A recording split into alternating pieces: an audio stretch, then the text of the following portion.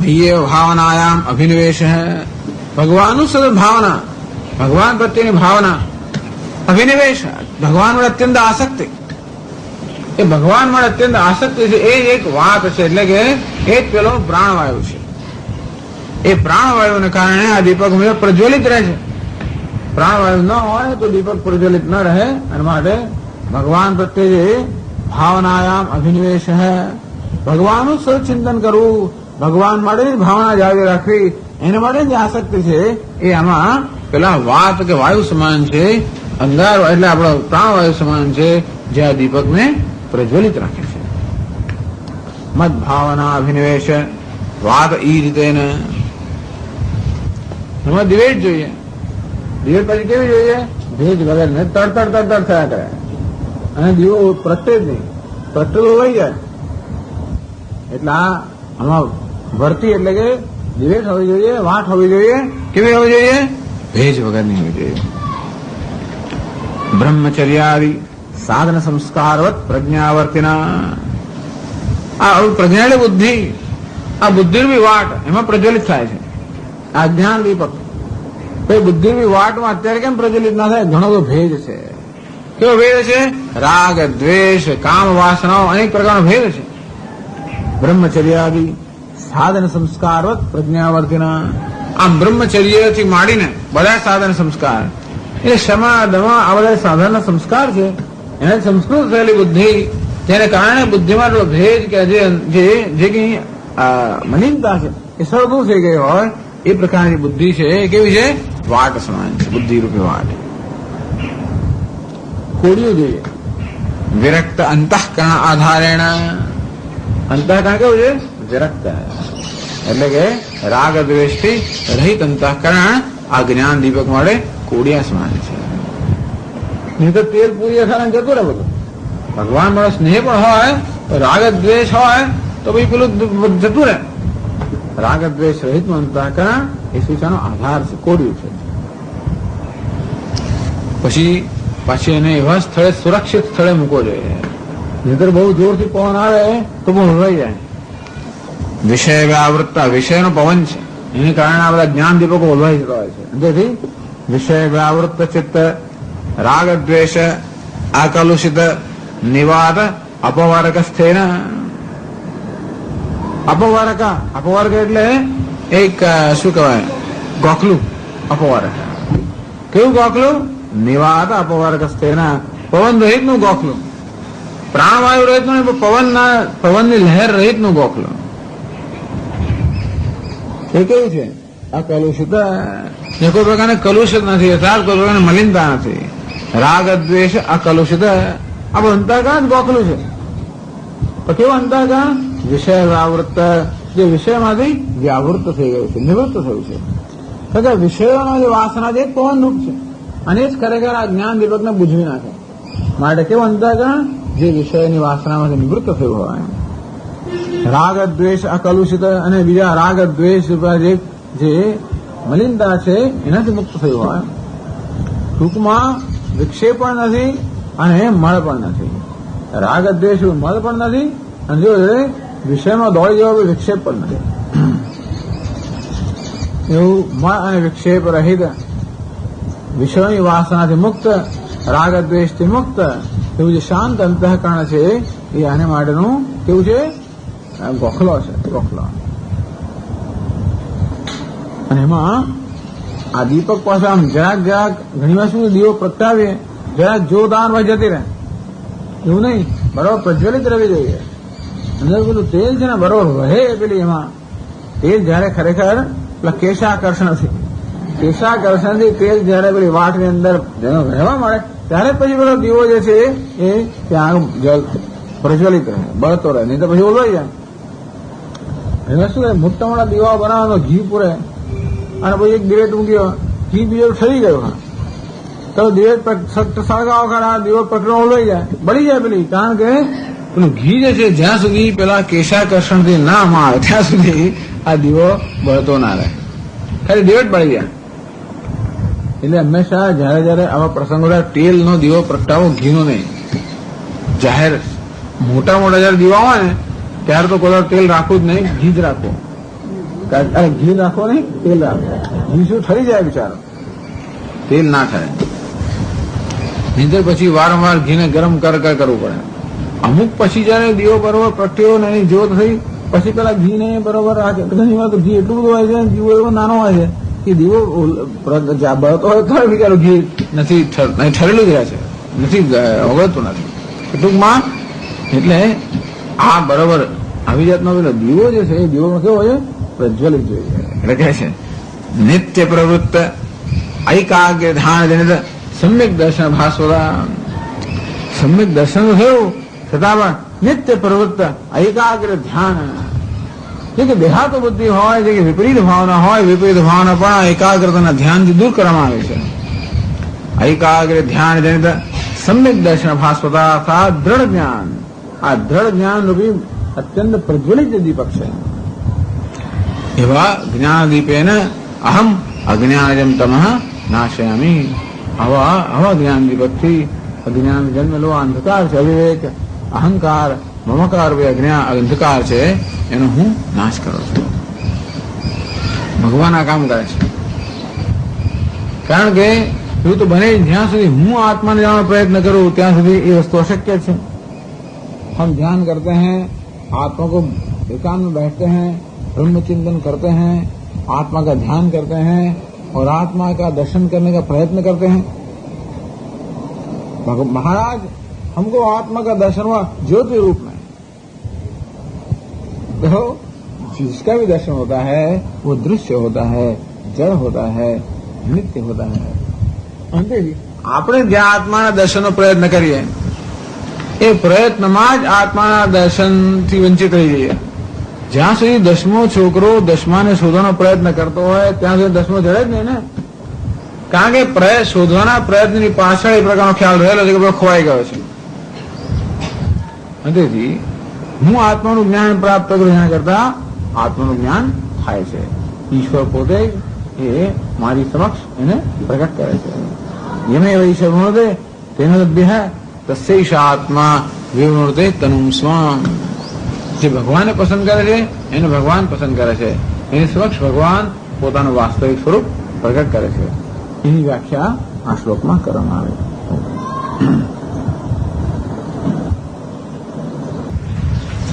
ઓમ પૂર્ણમદ પૂર્ણમિદં પૂર્ણાત પૂર્ણમુદચ્યતે પૂર્ણસ્ય પૂર્ણમાદાય પૂર્ણમેવાવશિષ્યતે. ઓમ શાંતિ શાંતિ શાંતિ. શંકરં શંકરાચાર્યં કેશવં બાદરાયણં सूत्रभाष्यकृतौ वन्दे भगवन्तौ पुनः पुनः. ईश्वरो गुरुरात्मेति मूर्तिभेदविभागिने व्योमवद्व्याप्तदेहाय दक्षिणामूर्तये नमः. ॐ शान्ति शान्ति शान्तिः. हरि ओम श्री गुरुभ्यो नमः. हरि ओम नारायणः परो व्यक्तात्. अण्डमव्यक्तसम्भवम् अण्डस्यान्तस्ति मे लोकाः सप्तद्वीपा च मेदिनी.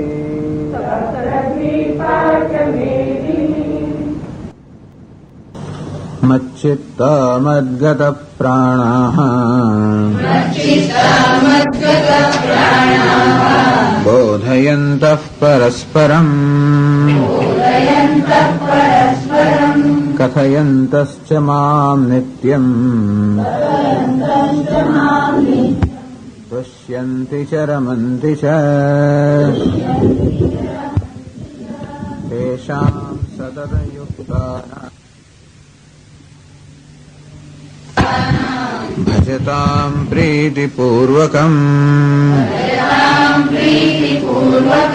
ददामि बुद्धियोगं तम्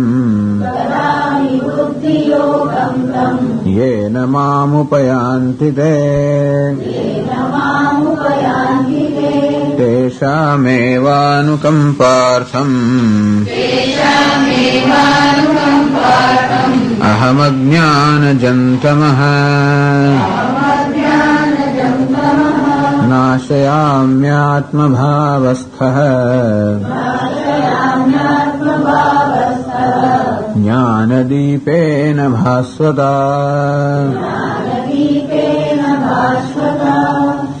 ભગવાન પોતાના ભક્તોનું વર્ણન કર્યું. મચ્ચિત્તાઃ મદ્ગત પ્રાણાઃ પરસ્પરમ બોધયંતઃ. એનું ચિત્ત બીજા બધા વિષયો નિવૃત્ત થઈને માત્ર મારામાં જ લાગેલું છે. મદ્ગત પ્રાણાઃ, જેના પ્રાણ અર્થાત જેનું જીવન પણ મારે માટે જ છે, મને સમર્પિત છે. હવે પ્રાણ અર્થાત જેની ઇન્દ્રિયો, જ્ઞાનેન્દ્રિયો, કર્મેન્દ્રિય બધી પણ હંમેશા મારામાં જ કેન્દ્રિત થયેલી છે. પરસ્પરમ બોધયંતઃ, એ પરસ્પર જયારે કઈ વાદ વિવાદ કરતા હોય ત્યારે પણ હંમેશા હું જ એમની ચર્ચાનો વિષય હોઉં છું. કથયંતશ્ચ મામ નિત્યમ, અને ક્યારેક કઈ કથા કરતા હતો પણ એનો વિષય પણ હું જ હોઉં. આમ સતત જે લોકો જેના જીવનનું હું જ એકમાત્ર કેન્દ્ર છું. તુષ્યંતિ ચ રમંતિ છે, એમનો સર્વ સંતોષ પણ એમાંથી જ પ્રાપ્ત છે, મારામાંથી જ રમંતી, એનો સર્વ પ્રેમ પણ મારામાં જ છે. તેષામ સતત યુક્તાનામ પ્રીતિપૂર્વકમ ભજતામ, આમ સતત મારામાં યુક્ત, મારામાં જ જોડાયેલા, કથા દ્વારા, પરસ્પર બોધ દ્વારા, સેવા દ્વારા, ચિંતન દ્વારા સતત મારામાં યુક્ત, મારામાં જ જોડાયેલા. મામ પ્રીતિપૂર્વકમ ભજતામ, અને મને અત્યંત પ્રેમપૂર્વક ભજન કરનારા, અર્થાત એ ભજન દ્વારા કોઈ પ્રકારની અપેક્ષા નહીં રાખનારા, તો પછી મારી અપેક્ષા રાખનારા. જો ભજન દ્વારા કશી અપેક્ષા રાખતા હોય તો ये यथा माम प्रपद्यन्ते ताम तथैव भजाम्यहम, જે રીતે મારી પાસે પ્રાર્થના લઈને આવે એ પ્રકારે અમે પર અનુગ્રહ કરો છો. પણ મને જે ઈચ્છતા હોય, દેવાન દેવ જો યાંતિ મદ ભક્તા યાંતિ મામપી, દેવતાનું યજન કરનારા દેવતાને પામે, મારું ભજન કરનારા મને પામે. તો આ લોકો મારું ભજન મારે માટે કરતા હોવાને કારણે તમ બુદ્ધિયોગમ દદામી, એ લોકોને બુદ્ધિયોગ પ્રદાન કરું છું, જ્ઞાન યોગ પ્રદાન કરું છું. યેન મામ ઉપયાન્તે, જે લોકો મને સમીપથી પ્રાપ્ત કરે, અર્થાત આત્મ સ્વરૂપે પ્રાપ્ત કરે છે. તેષામ એવાનુકંપાસમ અહમ અજ્ઞાનજમ તમઃ નાશયામી, અહમ તો એમનું અજ્ઞાનજમ તમઃ, અજ્ઞાન જન્મેલું તમસ, અજ્ઞાન જન્મેલ અવિવેક, અહંકાર, મમકાર, આ મોહ જે છે એનો અંધકાર નાશયામી, એમના હૃદયમાં મોહરૂપે અંધકારનો હું નાશ કરું છું. હું કોણ છું? આત્મભાવસ્થ, આત્મા અંતઃકરણ, આત્માને ભાવ અંતઃકરણ જે અવસ્થા છે એના પર આરૂઢ થઈને ભગવાન કહે છે કે એમની જ્ઞાન વૃત્તિમાં આરૂઢ થઈને, એમનો આત્મા તો શું છતાં પણ એમના હૃદયના અંધકારનો વિરોધી નથી. તો જયારે આપણા હૃદયમાં ભગવાનનું અવતરણ થાય ત્યારે જે આપણા હૃદયના અંધકારનો નાશ કરનારું કારણ બને. એટલે કહે છે ને કે બોધેદ્ધ બુદ્ધિ, બુદ્ધિદ્ધ બોધ, બુદ્ધિમાં આરૂઢ થયેલો ચૈતન્ય કે ચૈતન્યથી પ્રતિબિંબિત થયેલી બુદ્ધિ, જે કહો તે ટૂંકમાં બુદ્ધિમાં ચૈતન્યનું, હું પરમાત્માનું આત્મ સ્વરૂપ પ્રતિબિંબ પડે, અર્થાત જ્ઞાન વૃત્તિ ઉત્પન્ન થાય ત્યારે જે આપણા હૃદયના અંધકારનો નાશ કરે છે. અર્થાત ભગવાન કહે છે કે એમના હૃદયમાં હું આ જ્ઞાન વૃત્તિ ઉત્પન્ન કરું છું, આત્માનાત્મા વિવેક ઉત્પન્ન કરું છું. એને ભગવાને જ્ઞાન દીપ કહ્યો. ભાસ્વતા જ્ઞાન દીપે, એને અત્યંત પ્રજ્વલિત જ્ઞાન દીપક જો ઉલવાઈ ન જાય એવા જ્ઞાન દીપકથી, અર્થાત આત્માનાત્મ વિવેક રૂપ જે દીપક છે એનાથી હું એમના હૃદયમાં રહેલો જ્ઞાન નાશ કરું છું. આ રીતે બુદ્ધિયોગ પ્રદાન કરું છું, જેથી એ લોકો મને ઉપાય એટલે કે સમીપથી પ્રાપ્ત કરે, આત્મદયા પ્રાપ્ત કરે.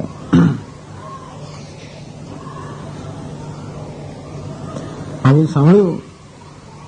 નિરસ્ત અશેષ વિશેષમ નિરુપાધિકમ સોપાધિકમ સર્વાત્મત્વાદ ભગવદ રૂપમ. તો આ 11 શ્લોકમાં ભગવાને ઘણું તો કહી નાખ્યું. નિરુપાધિકમ સોપાધિકમ છે, પોતાનું સોપાધિક રૂપ, ઉપાધિ સહિત રૂપ કયું ભગવાન કહે છે કે હું જ આ જગતનો ઉપાદાન કારણ છું, જગતનું નિમિત્ત કારણ છું, એમ કે પોતાનું સોપાધિક ઉપાધિ સહિતનું રૂપ કહ્યું. ઉપાધિ એટલે માયા, તો માયા સહિતનું જે સવિશેષ રૂપ છે એનું ભગવાને વર્ણન કર્યું. બુદ્ધિ જ્ઞાન અસમોહ ક્ષમા સત્યમ દમશમ, તો કે મનમાં જે બુદ્ધિ જ્ઞાન અસમોહ ક્ષમા સત્ય દમ ક્ષમા બધી વૃત્તિઓ ઉઠે છે એ વૃત્તિના રૂપમાં અર્જુન એ હું જ છું.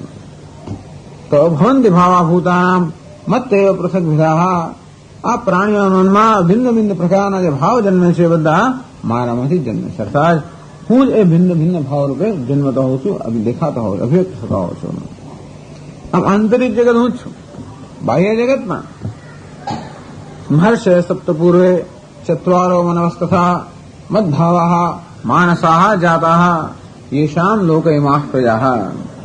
મારામાં મહારાજ માનસ પુત્ર રૂપે આ સનત કુમાર, આ સપ્તર્ષિઓ, આ મનુઓ ઉત્પન્ન થયા. અને આ સનત કુમાર એ ઋષિઓએ જ્ઞાન શક્તિ, ઈચ્છા શક્તિ, મનો એટલે ક્રિયા શક્તિ, આ મારી જ્ઞાન શક્તિ, ઈચ્છા શક્તિ, ક્રિયા શક્તિના રૂપમાં સનત કુમારો, વશિષ્ઠાદિ ઋષિઓ આ મનુઓ ઉત્પન્ન થયા. અને એમના જ દ્વારા આ પ્રજા ઉત્પન્ન થયા, એ પ્રજાના રૂપમાં ઉત્પન્ન થયા.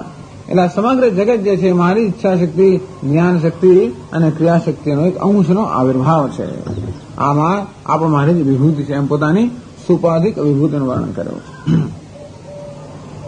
પણ છેવટેનું આ સુપાધિક વિભૂતિના જ્ઞાનનો હેતુ શું? નિરુપાધિક.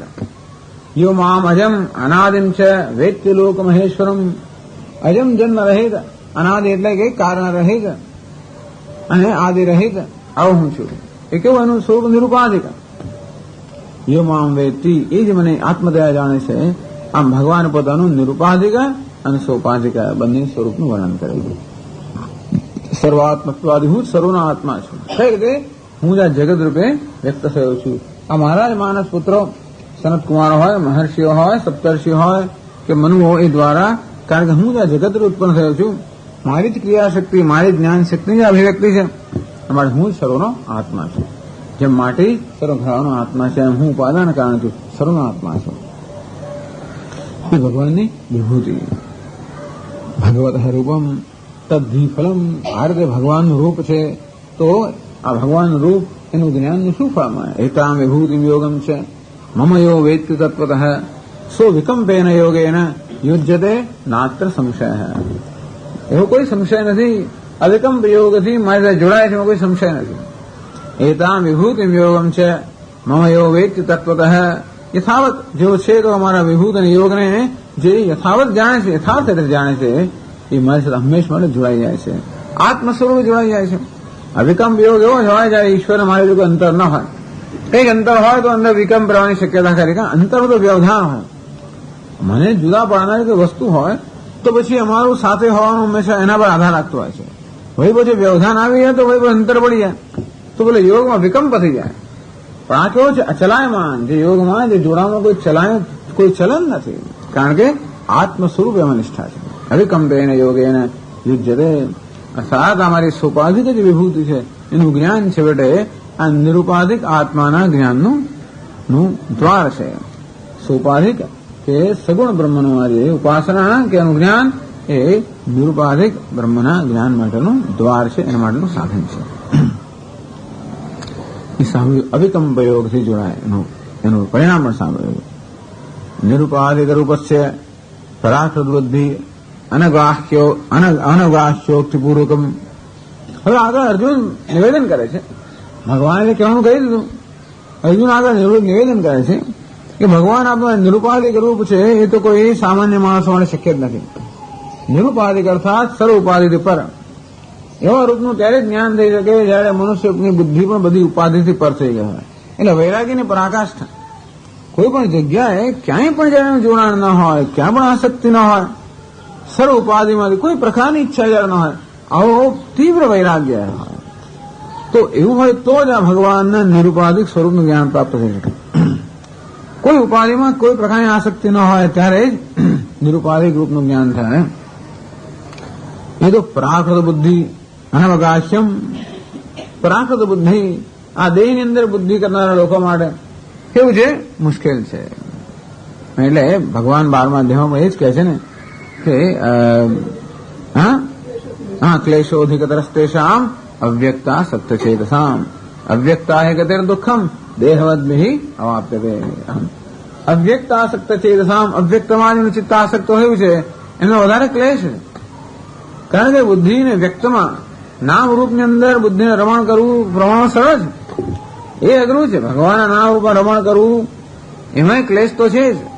ક્લેશ અધિકતર ભગવાનનું ચિંતન કરવામાં જ ક્લેશ છે. કારણ કે આપણી બુદ્ધિના વિષયોના ચિંતનો વાળીએ ત્યારે ભગવાનનું ચિંતન થાય. એ જ મોટો ક્લેશ છે. પણ એના કરતા વધારે ક્લેશ વાળું કયું છે? ભગવાન નિરુપાધિક રૂપનું ચિંતન કરવું. કારણ એમાં તો કોઈ આલંબન જ નથી બુદ્ધિને. આમ બુદ્ધિને કે આલંબન હોય, જેટલું સ્થૂળ આલંબન હોય એટલું ચિંતન સરળ હોય. વિશ્વ અત્યંત સ્થૂળ હોવાને કારણે એનું ચિંતન સરળ છે. ઈશ્વર એમના કરતા ઘણો સૂક્ષ્મ હોવાના કારણે એનું ચિંતન મુશ્કેલ છે. નિરુપાધિક તો સૂક્ષ્મ સૂક્ષ્મ ક્લેશ અધિકતર હે. એટલે 12મા અધ્યાયમાં ભગવાન મુખ્યત્વે એના સોપાધિક રૂપની વાત કરે છે. 12મા અધ્યાયમાં જે ભક્તિનું વર્ણન કર્યું એમાં ભગવાન એની જ પ્રશંસા કરે છે અને એનું જ વિસ્તારથી વર્ણન કરે છે. તેષામ હમ સમુદ્ધરતા મૃત્યુ સંસાર સાગર, એ બધું ભગવાને કહ્યું હું જ એમને મૃત્યુરૂપી સંસાર સાગર છે એમાંથી એનો ઉદ્ધાર કરું છું વગેરે એમ કહીને ત્યાં આગળ ભગવાન પોતાની સોપાધિક જે ભક્તિ છે એનું ત્યાં એને વધારે મહત્વ બતાવ્યું અધિકારીને ધ્યાનમાં રાખીને. એટલે જ કહ્યું પ્રાકૃત બુદ્ધિ અનવગાહ્યોક્તિપૂર્વકમ. અર્જુન કહે છે કે પ્રાકૃત બુદ્ધિના મનુષ્ય મળે ભગવાન. પ્રાકૃત એટલે પ્રકૃતિ સાથે જોડાયેલી, પ્રકૃતિ એટલે ઉપાધિ, પ્રકૃતિમાં જન્મી છે ઉપાધિ, એની સાથે જોડાયેલી બુદ્ધિને પ્રાકૃત બુદ્ધિ કહેવાય. અને એવી બુદ્ધિ માટે આ ભગવાનનું નિરુપાધિક સ્વરૂપ છે અને અવગાહ એનો પાર પામવો કોઈ રીતે શક્ય નથી.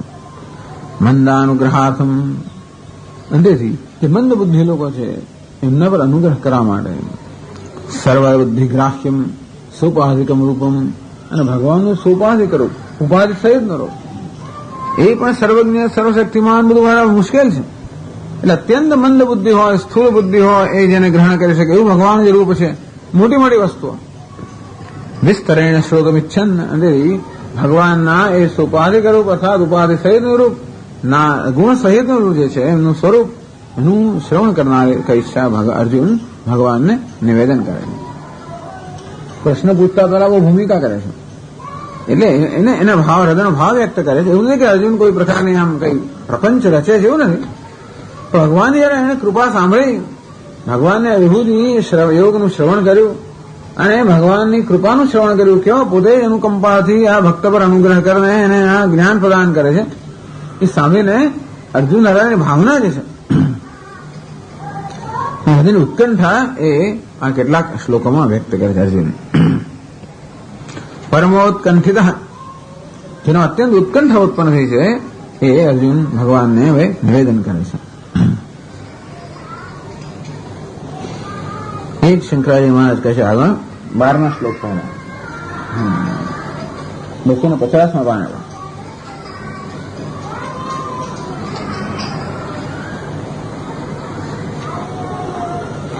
યથોક્તામ ભગવતઃ વિભૂતિમ યોગમ ચ શ્રુત્વા અર્જુન ઉવાચ. યથોક્તામ જે કહેવામાં આવે એ રીતે ભગવતઃ વિભૂતિમ યોગમ ચ શ્રુત્વા, ભગવાનની વિભૂતિ યોગનું શ્રવણ કરીને અત્યંત ઉત્કંઠા જેને ઉત્પન્ન થઈ જાય એવા અર્જુને આ પ્રકારે નિવેદન કર્યું. તો 12મા શ્લોકથી કહે છે, 12મો 13મો શ્લોક બંને સાથે જ છે આમ તો. અર્જુન ઉવાચ પરમ બ્રહ્મ પરમ ધામ પવિત્રમ પરમં ભવાન પુરુષમ શાશ્વતમ દિવ્યમ આદિદેવમજં વિભુમ આહુસ્ત્વામ ઋષયઃ સર્વે દેવર્ષિર્નારદસ્તથા અસિતો દેવલો વ્યાસઃ સ્વયં ચૈવ બ્રવીષિ મે.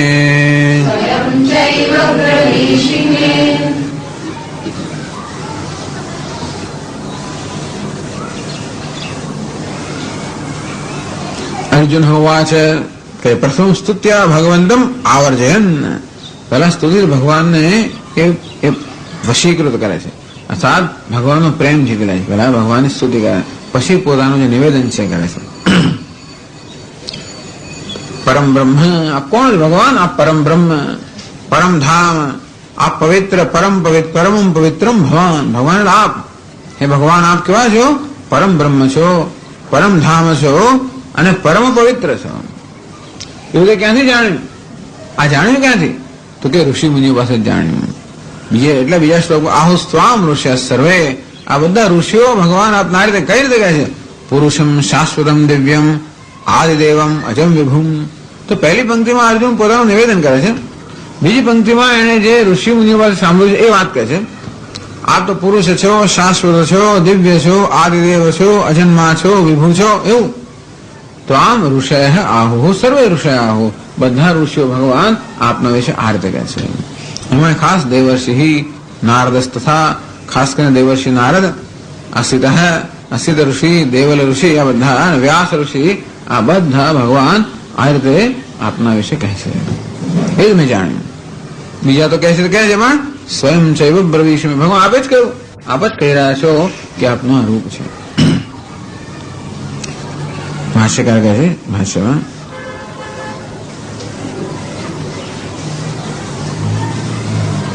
પરમ બ્રહ્મ પરમાત્મા પરમ ધામ પરમ તેજ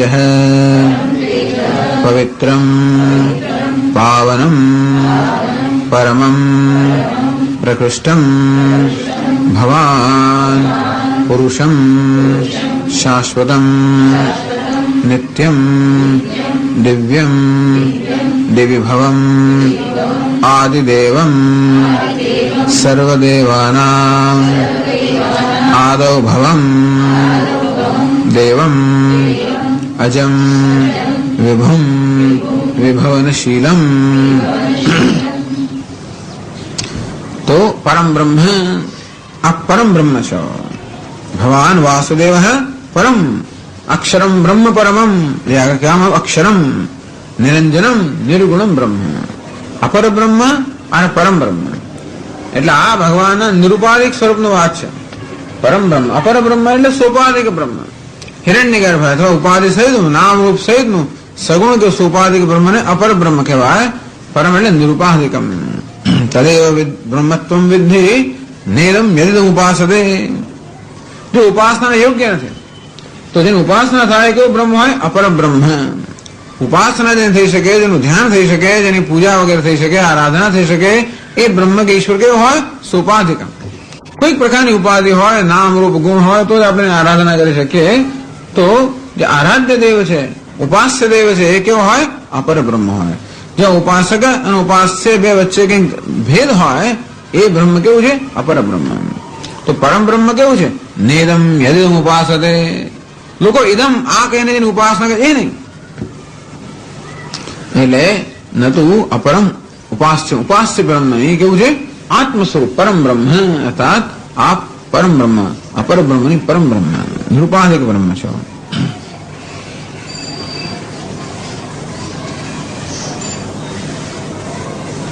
એ પરમ બ્રહ્મના પોતે આગળ વર્ણવે પરમ ધામ. આપ કે પરમ ધામ, ધામ શબ્દનો અર્થ થતો હોય છે આશ્રય પ્રકાશ.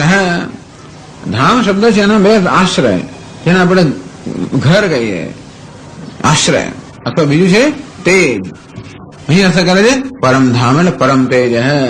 કારણ કે આ ભગવાન નિરુપાધિક સ્વરૂપનું વર્ણન હોવાને કારણે આશ્રય શબ્દ ત્યાં એટલો બરોબર યોગ્ય નથી. એટલા માટે પરમ ધામ એટલે પરમ તેજ. આપ તો પરમ તેજ છો. પરમ ધામ પરમ જ્યોતિ, ન તો અપરમ જ્યોતિ. આ પરમ તેજ, સામાન્ય તેજ પણ નહીં. યદાદિત્ય ગતમ તેજ જગત ભાસયતેખિલમ. આ સૂર્ય ચંદ્ર અગ્નિ તેજ કેવું છે? અપર તેજ છે. એ સર્વ તેજસ્વી પદાર્થોને પ્રકાશિત કરનાર જે ચૈતન્ય છે કેવું છે? પરમ ધામ પરમ તેજ. સૂર્યાદિ તેજસામિ તેજ યસ્ય ભાષા સર્વમિદમ વિભાતિ. જેના પ્રકાશથી આ સર્વ પ્રકાશ છે. જ્યોતિષામિ તજ્જ્યોતિ, આ સર્વ જ્યોતિઓનો પણ પ્રકાશક પરમ ધામ, પરમ તેજ. તો ચૈતન્ય સ્વરૂપ, આ ભૌતિક તેજની વાત નથી કરતા, પણ એ ભૌતિક તેજને પણ જે તેજનું આપણે જ્ઞાન થાય, મને કઈક તેજ દેખાયું, એ તેજ પણ જેના પ્રકાશમાં દેખાયું એ તેજ. આપણો અનુભવ થાય ને તેજનો, ધ્યાન કરતા કરતા બીજું કરતા કરતા ઘણી વાર અનુભવ થતો હોય લોકોને, મને પરમ તેજના કે પરમ જ્યોતિના દર્શન થયા. તો એ પરમ તેજ કે પરમ જ્યોતિના પણ દર્શન જેના પ્રકાશમાં થયા, તો જેના પ્રકાશમાં એ જ્યોતિના પણ દર્શન થયા એ પરમ તેજ છે. પેલું તેજ છે આ પરમ તેજ, સર્વને પ્રકાશિત કરનારા. પછી આ પરમમ પવિત્રમ, બધામાં પરમ, પરમ બ્રહ્મ, પરમ ધામ, પરમમ પવિત્રમ. જો તીર્થાદિ અપરમ, એમાં પવિત્ર કર્મ અપર ને પર બે છે. આમ ગંગા વગેરે જે છે તીર્થ સ્થાનો વગેરે પવિત્ર પવિત્ર પાવન કરનારા, જેના સંપર્કમાં આપણે પાવન થઈએ એને પવિત્ર કહેવાય. પવિત્રામ પવિત્રમ, જે પવિત્રને પણ પાવન કરનાર છે, અર્થાત ગંગા અગ્નિ આ બધા પવિત્ર કરનારા છે. પવન એ બધાને પણ જે પવિત્ર કરનાર છે એને કેવા ગયા પરમમ પવિત્રમ, પ્રકૃષ્ટમ પવિત્રમ, જન્માદિરાહિત્યેન કૌટસ્થ્યમ. અને બીજું પણ પવિત્ર કેમ? કઈ વસ્તુ અપવિત્ર છે? જેનો જન્મ થાય વસ્તુ અપવિત્ર છે. જન્મની પ્રક્રિયા કે અપવિત્ર છે. અને ભગવાન કહે છે અજમ જન્મ રહિતોના કારણે પરમ પવિત્ર, સદા નિરંજન, કોઈ પ્રકારનું મળ કે કોઈ પ્રકારનું શું કહેવાય એને મલિનતા અથવા જેને સ્પર્શ પણ ના કરે એવા અસ્પૃષ્ટ નિરંજન. પછી પરમમ પ્રકૃષ્ટમ જ્ઞાન માત્રેણ સવાસના અવિદ્યા કામ કર્મેભ્ય મોચકત્વાત. તો ભગવાન પરમ પવિત્ર છે. કઈ રીતે? જ્ઞાન માત્રથી બધા મુક્ત કરનારા છે. આમ પવિત્ર આપણે કોને કહીએ કે જેના સંપર્કમાં આવે આપણે પાપનો નાશ થાય ને આપણે મુક્ત બનીએ. આમ ગંગામાં સ્નાન કરવાથી આપણા જન્મ પાપ ધોવાઈ જતા હોય, બીજા ઘણી બધી ઉપાસનાઓ વગેરેથી આપણા પાપ ધોવાતા હોય છે. પણ આ ભગવાન કહે છે સર્વ પવિત્ર ને પવિત્ર કરનાર, એમના સંપર્ક માત્રથી જન્મના પાપ ધોવાઈ જાય. જ્ઞાનાગ્નિ સર્વકર્માણી ભસ્મસાત કોરતે તથા. આ જ્ઞાન રૂપી અગ્નિ તો જન્મના બધા સંચિત પાપને વાળી નાખે, માટે કેવા છે પરમ પવિત્ર.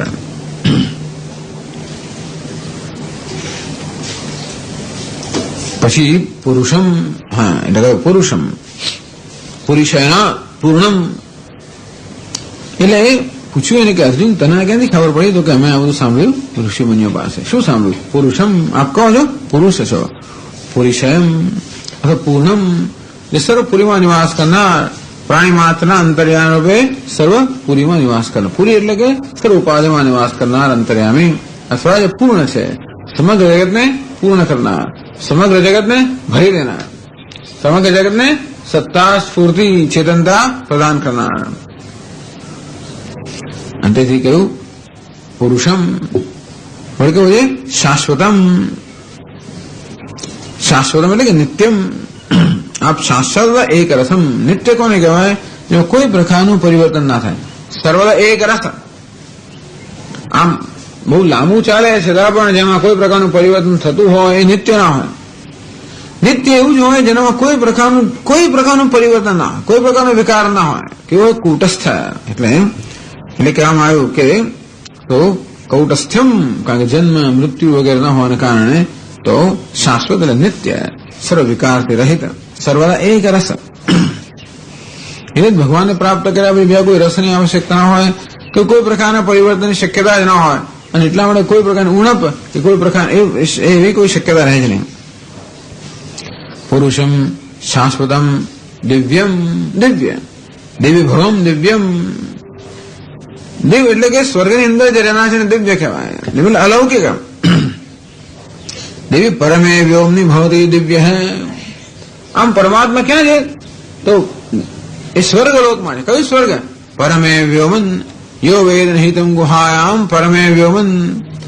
આ સ્વર્ગ એટલે કે આકાશ. આકાશ એ કેવું છે? સર્વ પ્રકાશમાન છે. આમ તો આકાશ સમાન સર્વ પ્રકાશમાન શુદ્ધ અને નિર્લેપ, જેવું જે આપણું અંતઃકરણ હોય એને પણ એવું સ્વર્ગ કહેવામાં આવે. તો ઈશ્વર ક્યાં રહેલો છે? એવા નિર્લેપ શુદ્ધ અંતઃકરણમાં જેનું યથાર્થ જ્ઞાન થાય દિવ્ય કહેવામાં આવે. દિવ્યમ હૃદયાકાશે ભમ દિવ્યમ.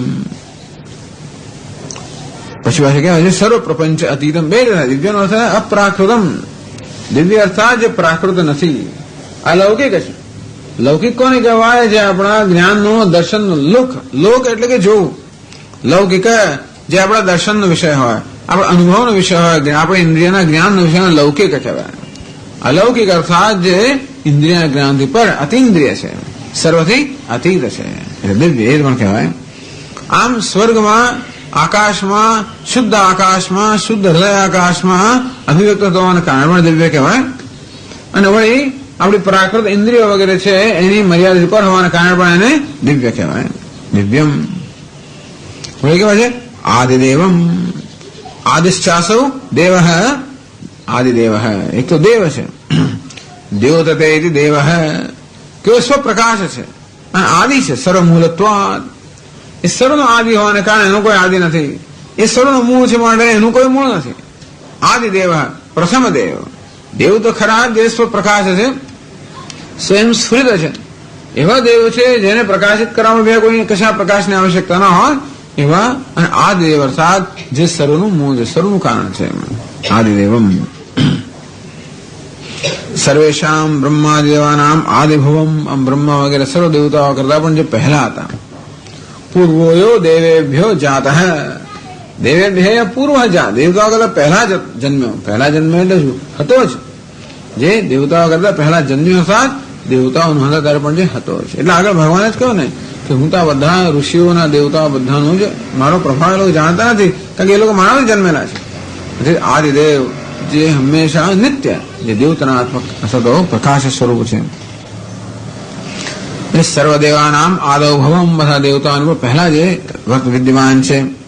એની જ કારણ કે અજમ જન્મ રહિત, કારણ કે એમનું કોઈ આદિ નથી, એ જ સર્વના આદિ છે. જન્મ કોનો હોય જેનું કશું કારણ હોય તે, તો જે પોતે સર્વનું કારણ છે અને જેનું કોઈ કારણ નથી. ભગવાન કેમ છે તો કે છે, આવો કેમ છે તો કે આવો જ છે, પૂર્ણ કેમ છે તો કે છે, સત્ય કેમ છે તો કે છે. એનો ઉત્તર નથી. ભગવાન કેમ છે એનો ઉત્તર નથી. આ જગતમાં સત્ય કેમ છે એનો ઉત્તર નથી. બીજી બધી વસ્તુનો ઉત્તર હોય કે આ સત્ય છે માટે બીજી વસ્તુ છે. ઘડો કેમ છે તો માટી છે, માટી કેમ છે તો કે છે.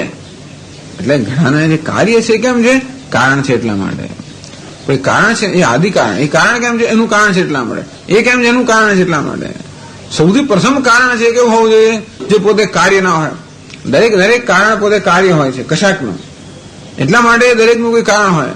દરેક વસ્તુ પોતાના કારણ જેને લીન થઈ જાય, બધું જેને ભગવાન લીન થાય, એ કોનામાં લીન થાય એનું કોઈ કારણ ન હોવાને કારણે. એ કેમ છે તો કે છે. એટલા માટે એનું કેમ છે એનો ઘણો ઉત્તર અપાદો બસ છે. આવું છે, શું છે એ આપણો જ્ઞાન, આપણે એ વિચારનો વિષય બને છે.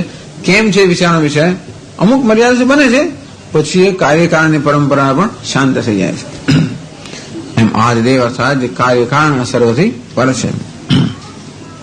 અને એટલે કેવો છે અજમ, અજન્મા છે. વળી કેવો છે વિભુમ, વિભવનશીલમ.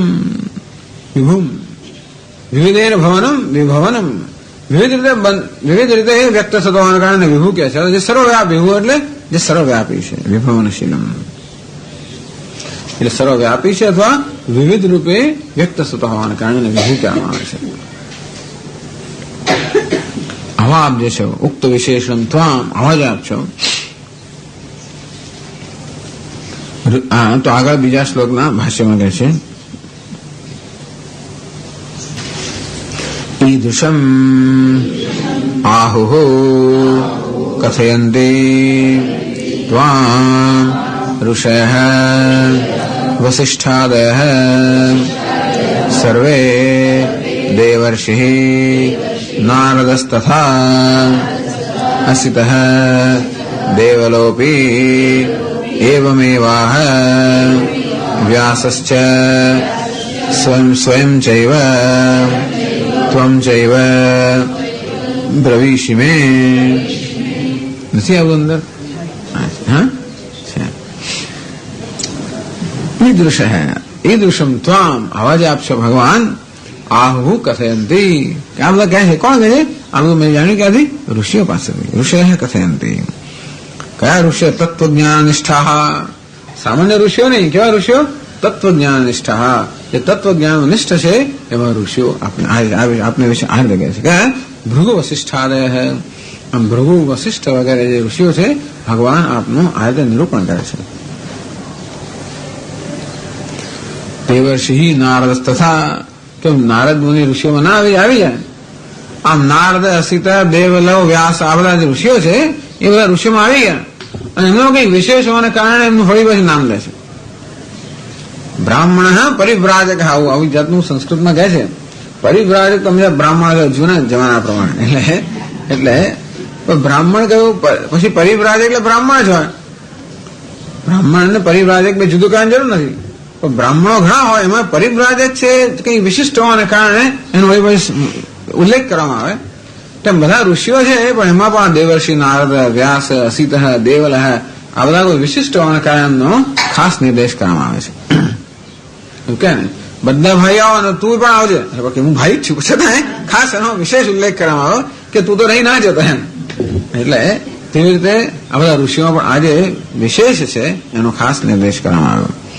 દેવર્ષિ નારદ તથા નારદ ભગવાન કહે છે ને બધા દેવર્ષિમાં હું નારદ છું, બધા મહર્ષિમાં હું મહર્ષિનામ ભૃગુ, દેવર્ષિનામ નારદ, તો મુનિનામ વ્યાસ, એટલે આ બધાનો ખાસ ઉલ્લેખ કરવામાં આવ્યો.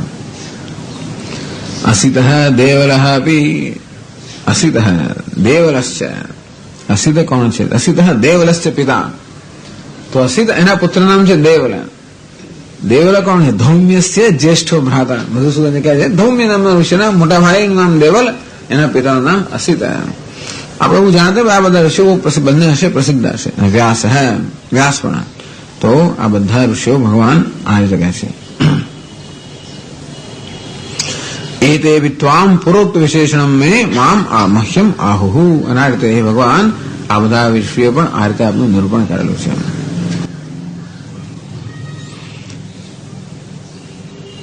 કિમન્યૈ વક્તૃભિ, બીજા બધા કહ્યું તો પણ શું?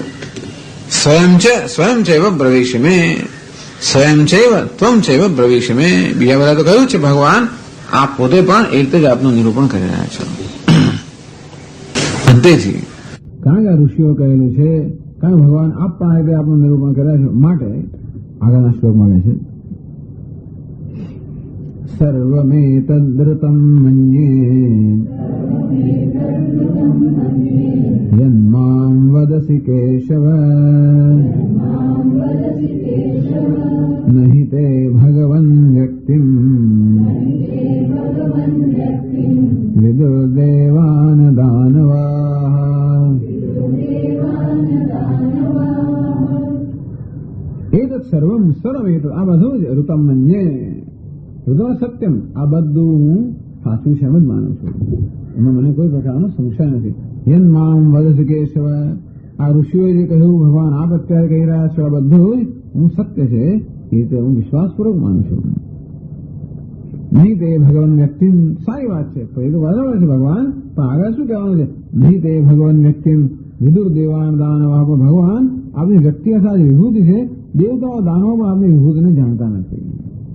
આપ કહો છો, એ લોકો પણ કહે છે આપ કહો છો માટે હું સત્ય માનું છું, કારણ કે આપની જે વિભૂતિ છે દેવતાઓ કે દાનવો કોઈનો પાર પામી શકે એમ નથી. એમ કરીને ધીમે ધીમે બીજા વક્તાઓ ભગવાન પર આવી જાય, પછી વિભૂતિ પર આવે, પછીના વર્ણન પર આવે અને પછી એનું વિસ્તારથી વર્ણન પર આવે. અર્જુન ધીમે ધીમે ધીમે ભગવાનને વિનંતી કરે છે, એનું નિવેદન આ પણ થાય છે. ભાષ્યમાં કહે છે સર્વમેતદ યથોક્તમ ઋષિભિઃ ત્વયા ચ તદ્રતમ સત્યમેવ મન્યે યન્માં પ્રતિવદસી ભાષસે હે કેશવ નહીં તે તવ ભગવન વ્યક્તિમ પ્રભવમ વિદુર્ન દેવાન દાનવાઃ.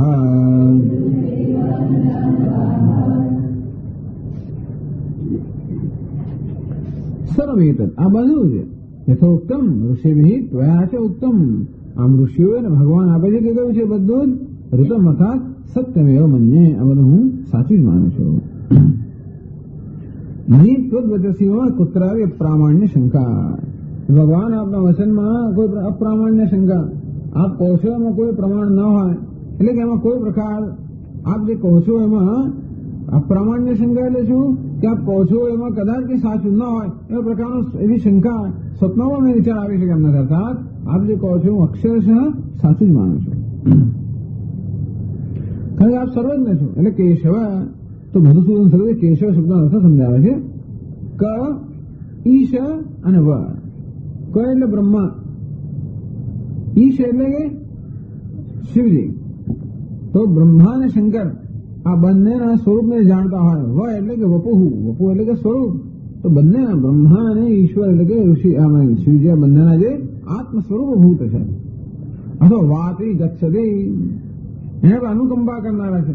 બ્રહ્મા પર નહીં શિવજી પર પણ છે અનુકંપા કરનારા છે.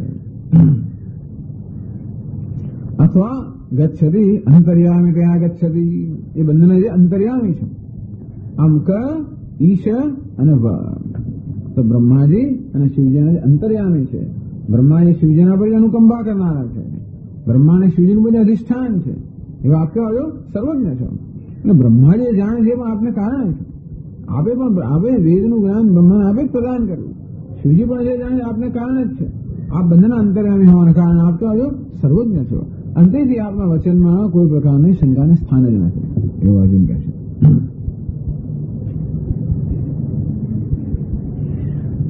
ઈશ્વર પ્રતિપાદક આ વિભૂતિનું વર્ણન કરતા હોય ત્યારે એમાં કોઈ પ્રકારની શંકાને સ્થાન જ નથી. મારે હે ભગવાન આ શબ્દો હું યથાર્થ છે એવા એવા જ અક્ષરશઃ સાચા માનું છું.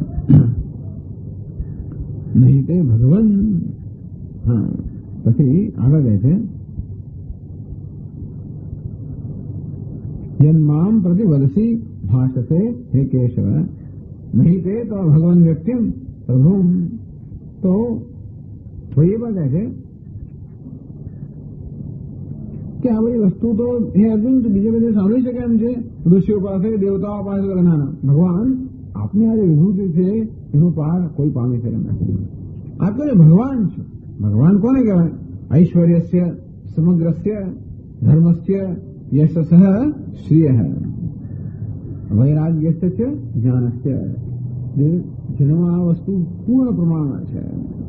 જેનું પૂર્ણ ઐશ્વર્ય ધર્મ યશ શ્રી વૈરાગ્ય જ્ઞાન આ બધું જેનામાં પૂર્ણ માત્રામાં હોય એને ભગવાન કહેવામાં આવે. તો ભગવાન આવું આપનું જે હવે આપની મહત્તા કે વિભૂતિને કોણ જાણી શકે? કોઈ પણ ન જાણી શકે. માટે તમે એ વસ્તુ પ્રભાવ કથયું સમર્થોસી. આપ જ માત્ર આપના પ્રભાવને કહેવા માટે સમર્થ છો. ભગવાન આપનો પ્રભાવ કહેવા માટે બીજું કોઈ સમર્થ નથી એમ કહે છે. એટલે નહીં તે ભગવાન વ્યક્તિ વિદુર દેવાન દાનવા. હે ભગવાન વ્યક્તિનો પ્રભાવ ભલા દેવતાઓ દાનવો બધા ઋષિઓ અત્યંત જ્ઞાની છે. એવા અત્યંત પ્રભાવ થયા છતાં પણ આપની વ્યક્તિ એટલે કે પ્રભાવને એટલે કે વિભૂતિને એ લોકો પણ જાણતા. દેવાન દાનવા મહર્ષિ હતી.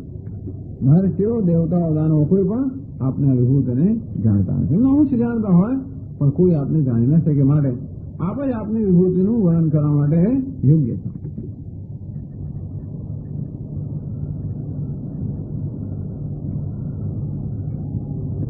દેવાદિનામ દુર્વિજ્ઞેયમ તદરૂપમ કા કથા મનુષ્યાના જયારે દેવતાઓ માટે પણ આપનું બંને રૂપ ઉપાધિક નિરુપાધિક. તો ભાઈ મનુષ્યની તો વાત જ શું કરવી. એટલે મનુષ્યની ઉલ્લેખ ના કર્યો. દેવા અને દાનવો પણ નથી જાણતા. એટલે એ લોકોમાં દેવતાઓમાં ખૂબ જ્ઞાન હોય, દાનવોમાં ખૂબ શક્તિ હોય, છતાં જયારે ન જાણતા માનવો ક્યાં સવાલ જ રહે. એટલે એ કહેશે આગળ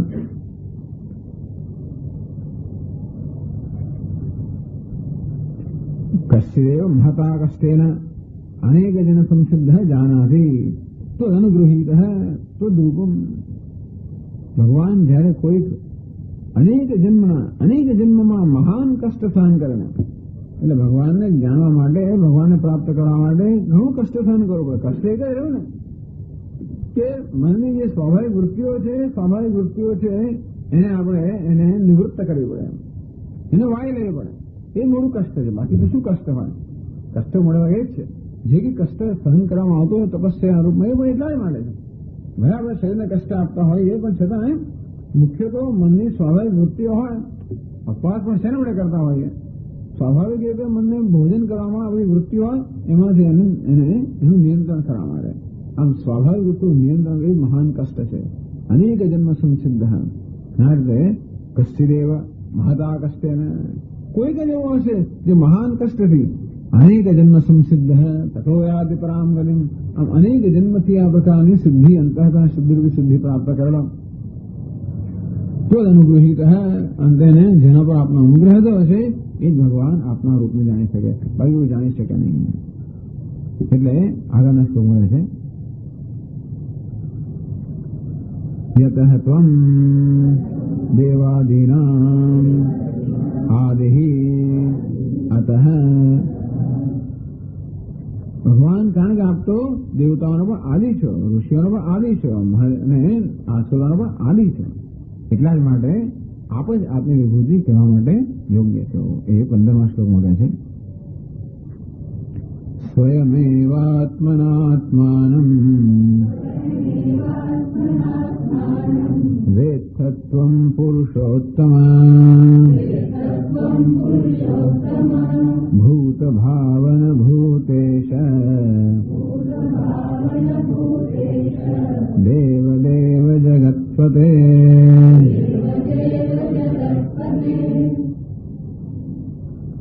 स्वयमेव आत्मना आत्मानं त्वं वेत्थ. हे पुरुषोत्तम आप स्वयं कोईની સહાય વગર આત્મના આત્માनं વેત્થ.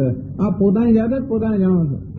આપ જ એવા છો જે સ્વયં જ્ઞાની છો, જ્ઞાન સ્વરૂપ છો. બીજા બધા લોકોને ક્યારે જ્ઞાન થાય? જયારે કોઈ કઈને જ્ઞાન કરાવે ત્યારે. આ બીજા બધાને કોઈને કોઈ ગુરુ જોઈએ. આપ કેવા ગુરુ છો? જેના કોઈ ગુરુ નથી એવા આપ સ્વયં ગુરુ છો. સાત આપ સ્વયં જ્ઞાન સ્વરૂપ હોવાના કારણે પોતાના આત્માને જાણો છો. હવે આપ પુરુષોત્તમ, કારણ કે આપ પુરુષોત્તમ રહ્યો. સર્વ પુરુષોમાં ઉત્તમ નિરુપાધિક ભૂત ભાવના ભૂતેશ દેવદેવ જગતપદે. એ પુરુષોત્તમ શબ્દ છે ભગવાન, એનો આગળ વિસ્તાર અર્જુન પોતે કહે છે. આપ કેવો છો? ભૂત ભાવના, પ્રાણીઓને જન્મ આપનારા. ભૂતેશ સર્વ પ્રાણીઓના ઈશ્વર.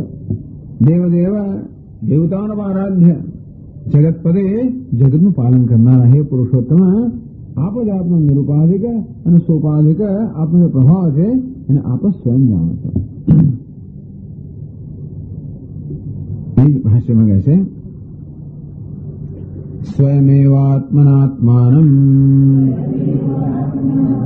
વેત્થત્વં નિરતિશય જ્ઞાનૈશ્વર્ય બલાદ શક્તિમંતમીશ્વરમ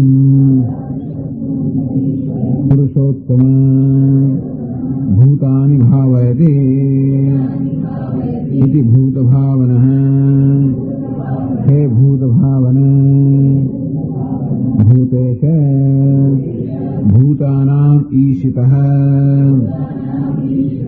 હે દેવદેવ જગત્પતે.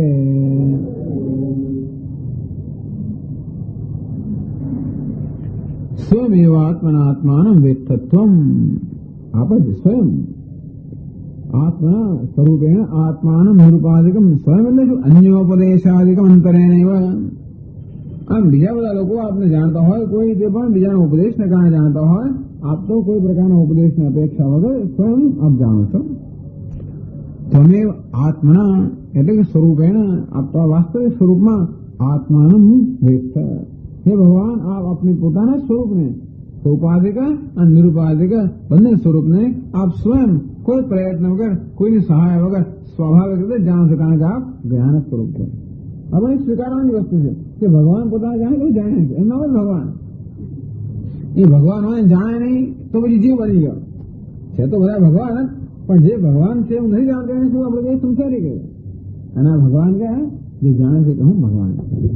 એટલે નિરુપાધિકમ સોપાધિકમ છે સ્વયમેવ આત્માનું વેત્થત્વં નિરતિશય જ્ઞાન ઐશ્વર્ય બલાદિ શક્તિમંતમ ઈશ્વરમ.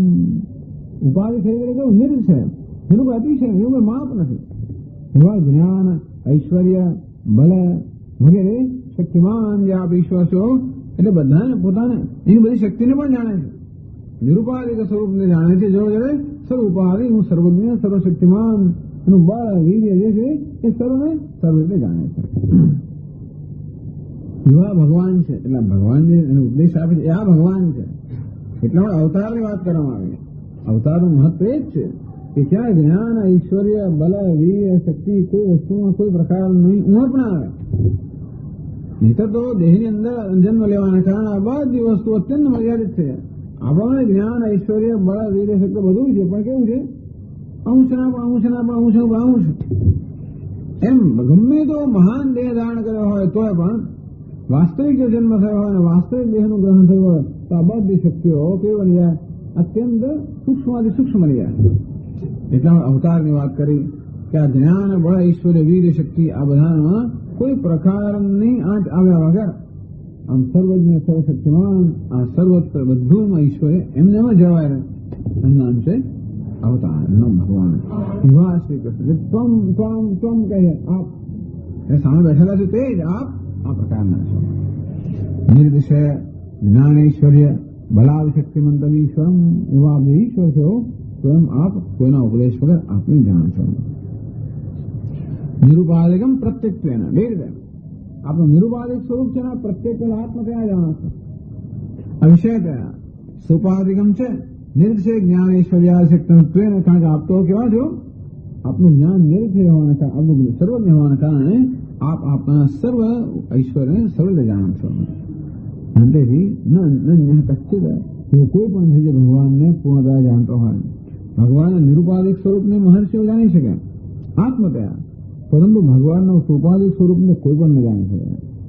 કારણ કે ઉપાધિને જાણવા માટે તો મન જોઈએ. મન તો ગમે તેવું હોય તો મર્યાદિત હોવાના કારણે ભગવાનના સુપાધિક સ્વરૂપને કોઈ પણ ન જાણી શકે. ભગવાન આપ જ માત્ર છો જે એને જાણો છો. અને વિભૂતિ જે છે બધી ઉપાધિના સ્તર પર છે. આપ જ એ છો જે આપની સર્વ વિભૂતિને યથાર્થ જાણો છો. અન્ય જ્ઞાતો શક્યમ અહમ કથમ જાણ્યામ. તો અર્જુન કહે છે કે જે આપ અન્યને કોઈને પણ જાણી ન શકાય એવા આપ છો, હું આપને કેમ જાણી શકું? એવી આશંકામ અપનુદન પ્રેમોત્કંઠેન બહુધા સંબોધે ગઈ. એવી કોઈ પ્રકારની શંકા ન રહે એટલા માટે અર્જુન ભગવાન અત્યંત પ્રેમથી અનેક બધા નામોથી સંબોધન કરે છે. હે પુરુષોત્તમ, તો જેમ પદ્માધ્યાય અક્ષર પુરુષ, અક્ષર પુરુષ, પુરુષોત્તમ. અક્ષર બધું ઉપાધિની મર્યાદામાં છે. અક્ષર પુરુષ અર્થાત જે આપણા જ્ઞાનનો વિષય છે, સતત પરિવર્તનશીલ. અક્ષર પુરુષ અર્થાત એનું જે કારણ છે અવ્યક્ત કે માયા, એનું અધિષ્ઠાન એ કેવું છે? નિરુપાધિક સ્વરૂપ. એટલે પુરુષોત્તમ એ જાતનું સંબોધન કરીને અર્જુન ભગવાનના નિરુપાધિક સ્વરૂપનો અહીંયા ઉલ્લેખ કરે છે. પુરુષોત્તમ ભગવાન કઈ રીતે છે? એ જ બીજી પંક્તિમાં ભગવાનને 4 સંબોધનથી એમનું પુરુષોત્તમત્વ, એનું પુરુષોત્તમ પણ છે એનું નિરૂપણ અર્જુન પોતે બીજી પંક્તિમાં 4 સંબોધન દેખાય છે. ભૂત ભાવન એટલે કહ્યું ભૂતાની ભાવાદેવી ભૂત ભાવન. તો સર્વ ભૂતાની ઉત્પાદે ભાવ ઉત્પાદે સર્વ ભૂત એટલે કે પ્રાણી સમગ્ર જગતને ઉત્પન્ન કરતો હોવાના કારણે કહે છે ભૂત ભાવન. એ શું કહે? ભૂત પિતા, સમગ્ર જગતનો પિતા ઉત્પન્ન કરે એટલે કોણ કહે? પિતા. એ કહ્યું સર્વભૂત પિતા હે, આપ સર્વ પ્રાણીઓના પિતા છો. ભૂત ભાવન એમાં કહેવાય કે ભગવાન સર્વનું ઉપાદાન કારણ છે, એ પણ કહી શકાય. ભૂતેશ ભૂતાનામ ઈશિત, સંબોધન ઈશિત્ર એનું સંબોધન ઈશિત. તો સર્વભૂત નિયંત પિતા ભી કશ્ચિત નિશ્ચેષ્ટ ન ઇષ્ટ. કોઈ પિતા હોય ખરો પુત્રને જન્મ આપીને છોડી દેતો કે નહીં, આ કહેવાય છે ભૂતેશ. સર્વભૂત નિયંત સર્વ પ્રાણીઓને જન્મ આપ્યા પછી સર્વનું નિયંત્રણ કરનાર, સર્વનું નિયંત્રણ પાલન કરનાર. નિયંતા ભી કશ્ચિત ના આરાધ્ય હૈ. કોઈ નિયંત્રણ કરનારો હોય છતાં પણ આપણે એવો પ્રેમ ના હોય. નિયંત્રણ જાત થતું હોય ને, હંમેશા પોતાનો દમ દવા દેખાડીને નિયંત્રણ કરતા હોય તો આપણે એને આદર આપીએ કદાચ, પણ છતાં એવો હૃદયમાં એવો ભાવ કે પ્રેમ ના હોય. ભગવાનનું નિયંત્રણ એ પ્રકારનું નથી. ભગવાન કોઈ દમ દાટી આપણે નિયંત્રણ કરતા નથી. કેવું નિયંત્રણ છે? પ્રેમનું નિયંત્રણ છે. એવું હોવાને કારણે જગતપતે ભૂત ભાવન ભૂત દેવ દેવ. આ દેવાના સર્વારાધ્ય આરાધ્ય. દેવતાઓની બધા લોકો દેવતાની આરાધના કરે. દેવતાઓ કોઈ આરાધ્ય છે, એમનું પણ આરાધ્ય છે. દેવાનામ દેવ થોડો આરાધ્યના પણ આરાધ્ય છે. અને એટલા માટે જગતના પિતા, જગતના નિયંતા અને સર્વના આરાધ્ય. આરાધ્યો બી કસ્તિત ન પાલયત્ર તેન પતિ. આપણે આરાધના ઘણી કરતા હોય છતાં આપણું પાલન કરાવો નિયમ નથી. આમ પિતા હોય પણ નિયંત્રણ કરાવો નિયમ નથી, નિયંતા હોય છતાં આરાધ્ય હોય નિયમ નથી, આરાધ્ય હતા પણ પાલક હોય નિયમ નથી. આ તો કેવા જગત પદે જગત પતિ. જગતના પતિ ભગવાન કેવી રીતે છે? ભગવાન જગતનો પાલક કેવી રીતે સમજાવે છે? ગીતા હેદોપદેશક વેદ પ્રણતૃત્વેન સર્વસ્ય જગત પાલયિત. ખરેખર ભગવાન જગતનું પાલન કેમ કરે છે? આ ધર્મના ચક્ર જે છે એને ગતિમાન કરીને ગતિમાન રાખીને. તો કારણ કે ધર્મ જ આ સમગ્ર જગતનું ધારણ કરતો હોવાને કારણે ભગવાન આ ધર્મ જે ચક્ર છે એને હંમેશા ગતિમાન રાખે. એટલા જ માટે ક્યારે ક્યારે પણ આ ધર્મના ચક્રમાં કઈ મુશ્કેલી આવી ગઈ ત્યારે ભગવાન આવીને વળી પાસે એના વેગ આપે. તો પહેલા તો આ ધર્મના ચક્રને ગતિમાન કેમ કર્યો? શાસ્ત્રનો ઉપદેશ દ્વારા. હિતા હિતોપદેશ દેશક. આ વેદમાં બંનેનો ઉપદેશ કરવામાં હિત અને અહિતનો, શું કરવું જોઈએ અને શું ન કરવું જોઈએ બંનેનો ઉપદેશ કરવામાં આવ્યો. વિધિ અને નિષેધ, જે કરવું છે એનો ઉપદેશ કરવામાં આવ્યો, જોડે જોડે જે ન કરવું જોઈએ એ પણ કહેવામાં આવ્યો. આગળ ઘણીવાર જે કરવાનું કરીએ છીએ ને પણ ન કરવાનું પણ કરતા હોઈએ, એટલા કહેવામાં કે નહીં આ કરવાનું આ નહીં કરવાનું. એમ કરે બંને રીતે કેટલી કાળજી લેવામાં આવી છે ને. હિતા હિતોપદેશક વેદ વેદ પ્રણેતૃત્વેન. આ વેદના પ્રણેતા ભગવાન છે. એ જગ્યાએ સર્વના ગુરુ છે. પાલન કરનાર કઈ રીતે? સર્વના ગુરુ હોવાને કારણે સર્વના પિતા છે. ભગવાન કેવો થયો? સર્વેશાન પિતા ભૂત ભાવના. સમગ્ર જગતનો ઉત્પાદક હોવાને કારણે સર્વનો પિતા. સર્વેશાન ગુરુ જગતપતિ. સર્વ પાલન કરતા હોવાને કારણે અને વેદ અને ધર્મનું શાસન કરતા હોવાને કારણે એનું વેદ ધર્મ છે એ ધર્મ પ્રવર્તક હોવાને કારણે ઉપદેષ્ટા હોવાને કારણે કેવો છે? સર્વનો ગુરુ. પછી ભૂતેશ સર્વ નિયંતા. એટલે કોણ છે? સર્વનો રાજા નિયંતા. અને દેવદેવ સર્વહિ પ્રકારહિ સર્વેશામ આરાધ્ય. સર્વ રીતે બધાનો આરાધ્ય દેવતા. એટલે ભગવાન આ પુરુષોત્તમ છે એમાં કહેવાનું શું રહ્યું? આ રીતે સર્વ પ્રકૃતિત્વ સર્વ કર્તૃત્વ. ભગવાન સર્વની પ્રકૃતિ ઉપાદાન કારણ છે, સર્વના કરતા અથવા સર્વના નિમિત્ત કારણ છે. આ રીતે અર્જુન ભગવાનને નિવેદન કરે છે અને પછીના શ્લોકની અંદર ભગવાનને પોતાની વિભૂતિનું વર્ણન કરવા માટેની પ્રાર્થના કરે છે. પૂર્ણમદ પૂર્ણમિદં પૂર્ણાત પૂર્ણમુદચ્યતે પૂર્ણસ્ય પૂર્ણમાદાય પૂર્ણમેવાવશિષ્યતે. ઓમ શાંતિ શાંતિ શાંતિ. શંકરં શંકરાચાર્યં કેશવં બાદરાયણં સૂત્રભાષ્યકૃતૌ વંદે ભગવन्तૌ પુનઃ પુનઃ. ઈશ્વરો ગુરુરાત્મેતિ મૂર્તિભેદ વિભાગિને વ્યોમવદ્વ્યાપ્તદેહાય દક્ષિણામૂર્તયે નમઃ. ઓમ શાંતિ શાંતિ શાંતિ. હરિ ઓમ શ્રી ગુરુભ્યો નમઃ. હરિ ઓમ. ઓમ નારાયણ પરો વ્યક્તાત.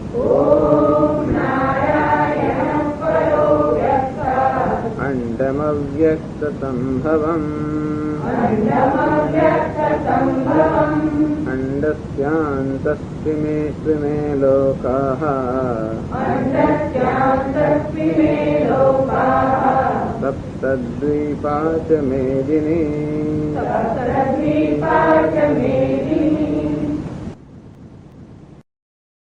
ઉવાચ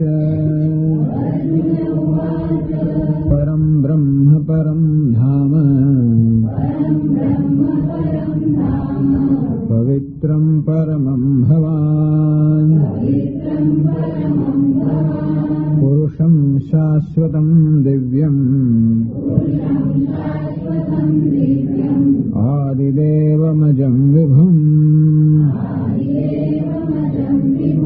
આહુર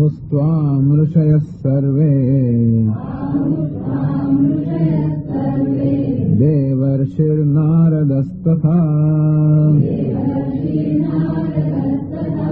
असितो देवलो व्यासः स्वयं चैव ब्रवीषि मे सर्वमेतद्ऋतं मन्ये यन्मां वदसि केशव न हि ते भगवन् व्यक्तिम्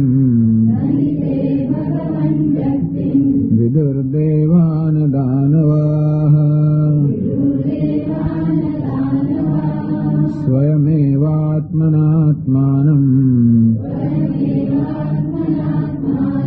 वेत्थत्वं पुरुषोत्तम भूतभावन भूतेश देवदेव जगत्पते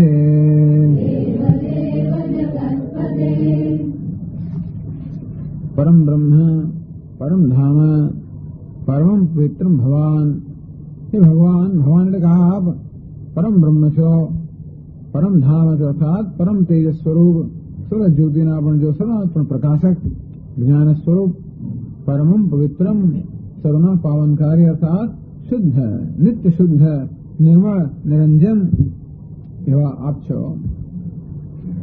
અને ઉપરાંત પુરુષમ શાશ્વતમ દિવ્યમ આ પુરુષ છો, પૂર્ણ છો। સર્વ જગતમાં જગતરૂપીમાં નિવાસ કરવાને કારણે અથવા પ્રાણીની ઉપાધિમાં નિવાસ કરતા હોવાને કારણે આ પુરુષ છો। શાશ્વતમ નિત્યમ દિવ્યમ આપ દિવ્ય છો। દિવ્ય અર્થાત દેવલોકમાં નિવાસ કરનારા છો, અલૌકિક છો અર્થાત મન વાણીથી પર છો એવા દિવ્ય છો। અથવા તો દિવ્ય અર્થાત આ શુદ્ધ અંતઃકરણમાં જેનું સ્ફુરણ થાય છે એવા આપ દિવ્ય। આદિ દેવમ આપ સર્વ આદિ છો અને વળી પાછા દેવ છો, સ્વપ્રકાશ છો। વિભૂમ અજમ જન્મરહિત, વિભુ અર્થાત સર્વવ્યાપી। એવી રીતે ભગવાન ઋષિઓ પણ આપના વિશે કહે છે આહુસ્ત્વામ ઋષિ સર્વે, સર્વ ઋષિઓ આપનું આ રીતે નિરૂપણ કરે છે। દેવર્ષિ નારદ તથા, એમાં ખાસ કરીને નારદ દેવર્ષિ, અસિત અસિત દેવલ વ્યાસ બધા મહર્ષિઓ ભગવાન આ રીતે આપનું નિરૂપણ કરે છે। સ્વયં છે બ્રવીષિ મે, એટલું જ નહીં પણ આપ પોતે પણ એ જ કહી રહ્યા છો। સર્વેદમ ઋતદ્મન્યે યન્મામ વદસી કેશવ, આ બધું જ હે કેશવ જ આપે કહ્યું એ તો ધૃતમ મન્યે। ક્યારેક ક્યારેક અર્જુન વળી પાછું આવી રીતે અવલોકન કરતો હોય છે। 11મા અધ્યાયમાં કહે છે કે આપે જે વર્ણન કર્યું બધું એનાથી મારો મોહ ચાલી ગયો। અધ્યાત્મનું વર્ણન કર્યું, અધિભૂતનું વર્ણન કર્યું, ભવાપ્યયો હિ ભૂતાનામ સ્વયો વિસ્તરશો મયા ત્વત્તઃ કમલપત્રાક્ષ, તો શ્રુતો વિસ્તરશો મયા ત્વત્તઃ કમલપત્રાક્ષ મહાત્મ્યમ। આપણે આપનો જગતની ઉત્પત્તિ સ્થિતિ લય, આપણું મહાત્મ્ય, અધ્યાત્મમ, આ બધું જે વર્ણન કર્યું અહીં પણ અર્જુન કહે છે કે ભગવાન આ રીતે આપ કહી રહ્યા છો। સર્વમેત ઋતમ મન્યે, 9મા અધ્યાયમાં ઘણું બધું ભગવાને કહ્યું, દરેક અધ્યાયમાં આ બધું જ હું સત્ય માનું છું। અર્થાત આપના વચનમાં કોઈ પ્રકારની શંકાને સ્થાન જ નથી। યન્મામ વદસી કેશવ, હે કેશવ, જે કે આપ કહો છો આપ સર્વજ્ઞ છો, સર્વશક્તિમાન છો। નહીં તો એ ભગવાન વ્યક્તિ મન છતાં પણ આપ જે કહો છો આપ જ કહી શકો એમ છો, બીજું કોઈ આપની જેમ આપના સ્વભાવનું કે આપને વિભૂતિનું નિરૂપણ કરી શકે એમ નથી। તે વ્યક્તિની અભિવ્યક્તિ, આપનો પ્રભાવ, આપની વિભૂતિ। વિદુર દેવાન દાનવાહ, દેવતાઓ કે દાનવો પણ ખરેખર આપની વિભૂતિનો કોઈ પાર પામી શકે એમ નથી। આપ જ સર્વજ્ઞ છો માટે આપ જ આ વિભૂતિનું વર્ણન કરવા માટે યોગ્ય છો। સ્વયમેવાત્મનાત્માનમ વેત્સત્વમ પુરુષોત્તમ, આપના જ્ઞાનમાં અન્ય જ્ઞાનમાં એક મહાન તફાવત છે। મહર્ષિઓ હોય એ લોકોને જ્ઞાન ક્યાંથી પ્રાપ્ત થયેલું હોવાને કારણે એ જ્ઞાન પ્રાપ્તિશાળી થયું છે અને જ્ઞાન પ્રાપ્ત કરનાર સૌની મર્યાદામાં હોવાની સ્વયમેવાત્મનાત્માનમ વેત્સત્વમ પુરુષોત્તમ, ભગવાન તો પુરુષોત્તમ છે। ઉત્તમ પુરુષસ્તન્ય, અક્ષર પુરુષ, અક્ષર પુરુષ પુરુષોત્તમ, અર્થાત સર્વ સંસારના મર્યાદાઓથી આપ પર છો। આપ જ્ઞાન સ્વરૂપ છો, સ્વયં આપ જાણો છો આપની જાતને। સ્વયં એવા આત્મનાત્મા, આપના નિરુપાધિક સ્વરૂપને, આપના સૌપાધિક સ્વરૂપને બંનેને આપ સ્વયં જાણો છો. અર્થાત કોઈને કહ્યા વગર, કોઈના ઉપદેશની અપેક્ષા રાખ્યા વગર આપ જ સર્વજ્ઞ છો, જ્ઞાન સ્વરૂપ છો. ભૂત ભાવન ભૂતેશ, આપ પુરુષોત્તમ છો. કારણ ભૂત ભાવન સર્વભૂત અર્થાત પ્રાણીની ઉત્પત્તિનું કારણ હોવાને કારણે સમગ્ર જગતના આપ પિતા છો. ભૂતેશ સર્વભૂત કે પ્રાણીઓના આપ ઈશ્વર અર્થાત નિયંતા છો, જગતના નિયંતા છો. જગતના ભાઈ દેવદેવ, સર્વ દેવતાઓના પણ આરાધ્ય દેવ છો. દેવતાઓ પોતે આરાધ્ય છે, એમના પણ આપ આરાધ્ય છો. જગત પતે, આપ જગતના પતિ છો.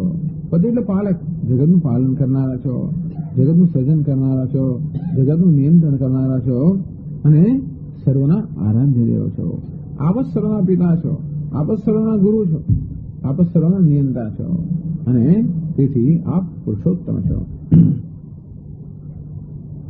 આમ અર્જુન ભગવાનની સ્તુતિ કરે છે. બહુ સુંદર સ્તુતિ. અર્જુન આ શ્લોકોમાં જે અર્જુનની સ્તુતિ ખૂબ સુંદર છે. 11મા અધ્યાયમાં પણ અર્જુનની ખૂબ સુંદર સ્તુતિ છે. તો આ રીતે સ્તુતિ કર્યા પછી યસ્માદ અસ્માદ અસ્મદૃશાનામ અગોચરહત્વમ તવાત્મા જિજ્ઞાસિતશ્ચ તસ્માત. કારણ કે હે ભગવાન, અમારે જવા માટે તો આપની વિભૂતિ કે આપનું સ્વરૂપ છે અગોચર છે અને પણ અમને જાણવાની ઈચ્છા છે. અર્જુન કહે છે કે મારી જે બુદ્ધિ છે અલ્પ હોવાને કારણે આપની વિભૂતિ કે આપના સ્વરૂપના જ્ઞાન માટે મારી બુદ્ધિ પર્યાપ્ત નથી અને છતાં પણ એ જિજ્ઞાસા મને છે. અંદેથી આપે આપને આ વિભૂતિનું કે આપના સ્વરૂપનું નિરૂપણ કરવું, બીજા કોઈ નહીં. એટલે અર્જુન અહીંયા એ રીતે કહેવા માંગે છે, નિવેદન કરે છે કે ભગવાન, આપ આવા હોવાને કારણે આપે જ આપના સ્વરૂપનું કે આપની વિભૂતિનું નિરૂપણ કે વર્ણન કરવું જોઈએ.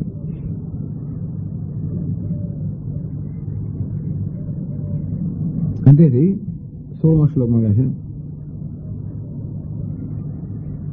વક્તુમર્હસ્ય શેષેણ દિવ્યાહ્યાત્મ વિભૂતયઃ યાભિર્વિભૂતિભિર્લોકાન ઇમાં સ્ત્વં વ્યાપ્ય તિષ્ઠસે.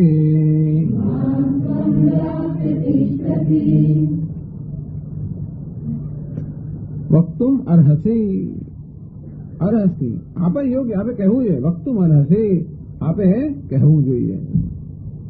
અશેષેણ કશું જ બાકી રાખ્યા વગર.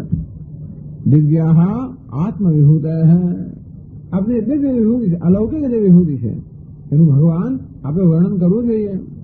કારણ કે આપના સિવાય બીજો કોઈ અધિકાર નથી એનું વર્ણન કરવા માટે. કઈ શા માટે છે? કઈ વિભૂતિ? યા ભેર વિભૂતિ ભિર્લોકાન ઇમામ સ્વં વ્યાપ્ય તિષ્ઠસી. એ ભગવાન જે વિભૂતિ વડે આ સમગ્ર જગતને વ્યાપ્ત કરનાર રહેલા છો એવા આપે આપને વિભૂતિનું અશેષણ કશું જ બાકી રાખ્યા વગર સર્વ પૂર્ણતા એનું આપણે વચન વક્તવ્ય કરવું જોઈએ, નિરૂપણ કરવું જોઈએ.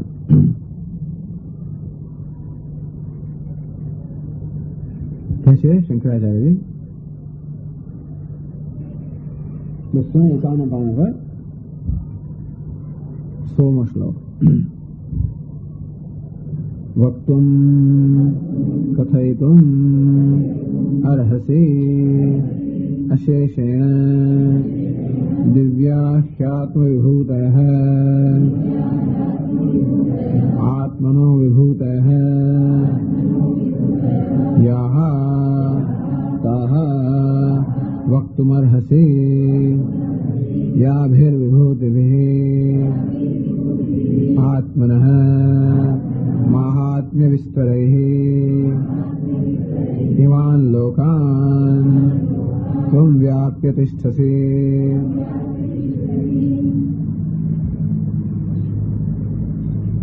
વક્તુમ કથયિતુમ અર્હસી, અર્હસી એટલે આપ યોગ્ય છે, આપણે કરવું જોઈએ એમ કે આપણું કર્તવ્ય છે, આપણા માટે યોગ્ય છે. એ યોગ્ય છે કે આપ આ વિભૂતિનું કથન કરો. આપ આવા હોવાને કારણે ભૂત ભાવન ભૂતેશ દેવદેવ જગતપતે પુરુષોત્તમ એવું હોવાને કારણે એ યોગ્ય છે કે આપ આપની વિભૂતિનું વર્ણન કરો. દિવ્યાઃ આત્મવિભૂતયઃ આત્મનઃ વિભૂતયઃ આત્મવિભૂત પોતાની જે વિભૂતિ છે तब असाधारण विभूत भगवान अपने असाधारण विभूति है दिव्य असर्वज्ञ ही ज्ञातुम शक्य दिव्य कोने कहेवाय अलौकिक लौकिक એને કહેવાય જે આપણે જાણી શકીએ અલૌકિક એ કહેવાય જેને આપણે ન જાણી શકીએ ભગવાનની દિવ્ય વિભૂતિ જે સામાન્ય મનુષ્ય વડે તો શું પણ જે સર્વજ્ઞ ન હોય એમનાથી ન જાણી શકાય એવી આપણી દિવ્ય વિભૂતિ છે તાહા વક્તુમર્હસી ભગવાન એ જ યોગ્ય છે કે આપ એ વિભૂતિનું વર્ણન કરાવો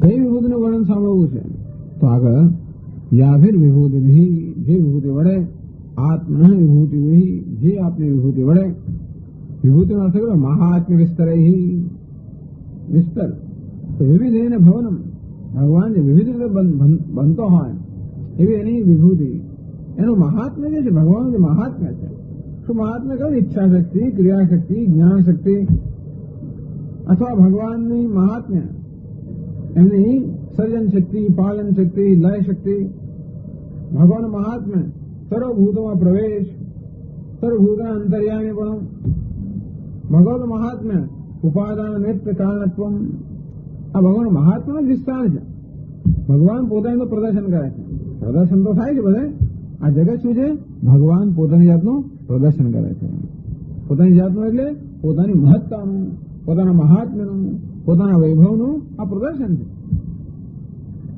તો આત્મન મહાત્મ્ય વિસ્તરૈ એ ભગવાન આ જગતની અંદર પણ આપના મહાત્માનો જે વિસ્તાર છે એમાં જે દિવ્ય અલૌકિક વસ્તુઓ છે જે સામાન્ય મનુષ્યના જાણી ન શકાય એ પ્રકારની અલૌકિક છે એવી વિભૂતિનું વર્ણન ભગવાન આપ અશેષ એને કશું જ બાકી રાખ્યા વગર કરો એ જ યોગ્ય છે કારણ કે અન્યશામ જ્ઞાતું અશક્ય આ બધી વિભૂતિ કોઈ બીજા વડે જાણી શકાય એમ નથી અવશ્ય જ્ઞાતવ્યાસ છે પણ જાણવા યોગ્ય છે અને માટે ભગવાન આપે જ એમનું વિસ્તારથી નિરૂપણ કરવું અશેષ યદ્વારા લોકાન પૂરયિત્વા વર્તસે ઇમામ તો વ્યાપ્ય તિષ્ઠસી જેના વડે આ સમગ્ર જગતને વ્યાપ્ત કરીને આપ રહેલા છો વ્યાપ્ત કરીને ભગવાને જગતને પૂરેલું છે અથવા જગતને પૂર્ણ બનાવેલું છે જગતમાં જે કંઈ છે એ ભગવાનને કારણે છે એટલે જગતમાં જે મહાત્મા દેખાય છે મહત્તા દેખાય છે એવું દેખાય છે આપણને એ કોને કારણે છે ઈશ્વરને કારણે તો આપની વિભૂતિ વડે આ જગતના પદાર્થોને મહત્તા આપીને આપ રહેલા છો એ વિભૂતિનું આપ વર્ણન કરાવો કિમર્થમ વિભૂતિ શ્રોતુમ ઈચ્છસી કે અર્જુન શા માટે મારી વિભૂતિનું વર્ણન સાંભળવા ઈચ્છે છે આશંક્ય એવો પ્રશ્ન કરીને એનો અર્જુન ઉત્તર આપે ભગવાન શા માટે સાંભળવા ઈચ્છે છું ધ્યાન સૌકર્ય પ્રકાર જેથી આપનું ધ્યાન કરવામાં મને સરળતા થાય એટલા માટે એ ભગવાન એટલે અર્જુન આ વિભૂતિનું વર્ણન સાંભળવા પાછળ જે એની ઈચ્છા છે ઈરાદો છે એ 17મા શ્લોકમાં વ્યક્ત કરે છે 17 અને 18 શ્લોકમાં કથમ વિદ્યામહમ યોગિન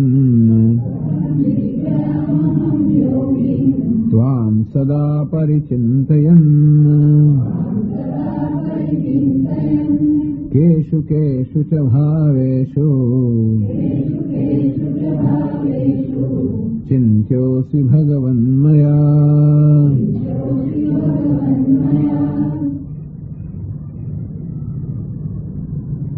કથમ વિદ્યામ અહમ યોગીમ હે યોગીન ભગવાનને અર્જુન સંબોધન કરે હે યોગીન હે યોગી અહમ કથમ ત્વામ વિદ્યામ હું કેવી રીતે આપને જાણી શકું સદા પરિચિંતયન સતત આપનું ચિંતન કરતો કરતો કેવી રીતે હું આપને જાણી શકું અર્થાત ભગવાન આપને જાણવા માટે હું સતત આપનું ચિંતન કરવા ઈચ્છું છું કોઈ આપને જાણી શકું જયારે હું સતત આપનું ચિંતન કરી શકું તો કેમ ચિંતન કરી શકું કેશુ તો ભગવાન કે મારી વિભૂતિનું ચિંતન કર તો કેશુ કેશુ ભાવેશુ ભગવાન એવા કયા કયા પદાર્થો છે જેમાં મારે આપનું ચિંતન કરવું છે ચિંત્યોસી ભગવાન મયા ચિંત્યોસી ભગવાન એવા કેવા કયા પદાર્થો જગતમાં છે જેના વડે જેના દ્વારા હું આપનું સતત ચિંતન કરતો કરતો આપને જાણી શકું એટલે અર્જુને વિભૂતિ આપનું વર્ણન સાંભળવાની જે પ્રાર્થના કરી એનું પ્રયોજન પણ અહીંયા કહ્યું કે ભગવાન આપણે જાણવા ઈચ્છું.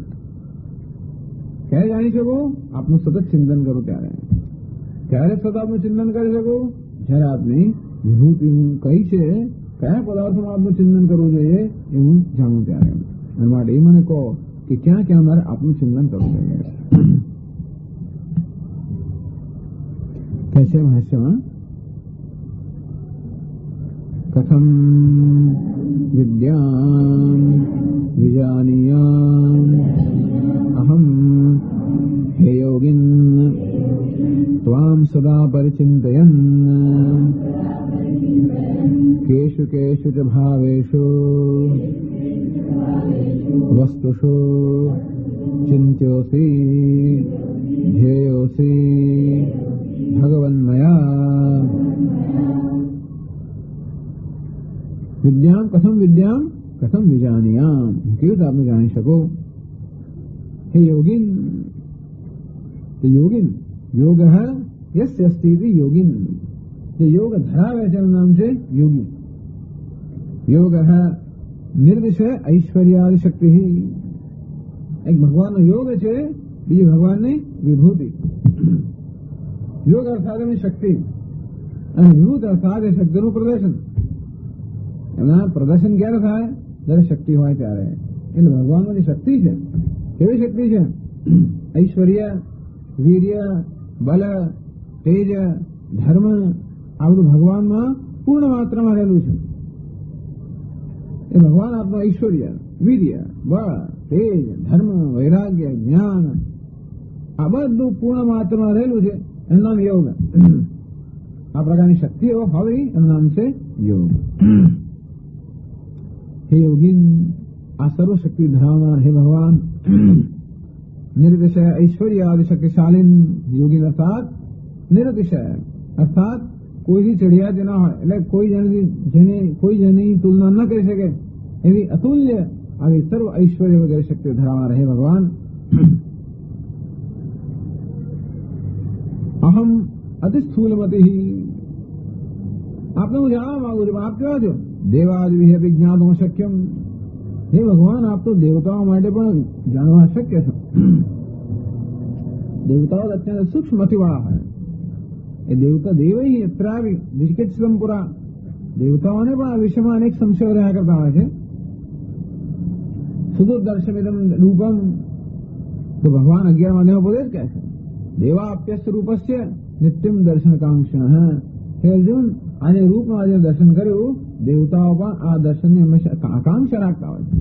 અર્થાત દેવતાઓને ભગવાનના એ દર્શન થતું નથી આવતું.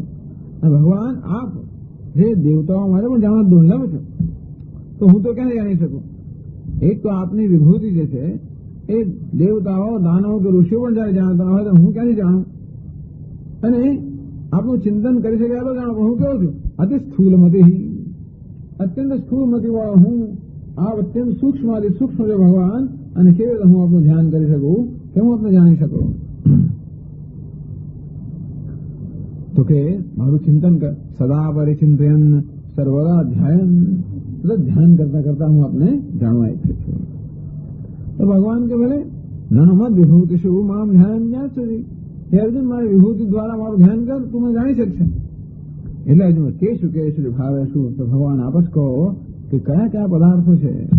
ચેતનાત્મક શું? ભગવાન વિભૂતિ આ જળ અને ચેતન સમગ્ર જગતમાં વ્યાપ્ત છે.